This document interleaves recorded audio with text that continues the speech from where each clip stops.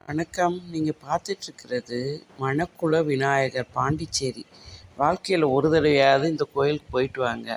விநாயகர் இவ்வளோ விநாயகர் இருக்காங்களான்னு ஒரு ஆச்சரியமாக இருக்கும். அவ்வளோ விநாயகர் உருவங்கள் இருக்கும். எந்தெந்த ஊரில் எப்படி விநாயகர் இருக்காருன்னு. இது நம்ம லட்சுமி யானை. இதை உயிரோடு இருக்கும்போது இந்த இடத்துல நான் பார்த்துருக்கேன். காலில் கொலுசு போட்டு அவ்வளோ அழகாக ஆடிக்கிட்டே இருக்கும். இப்போ அந்த இடத்துல இன்னும் புது யானை வராதனால அவர் உருவப்படத்தை வச்சு இது பண்ணிகிட்ருக்காங்க.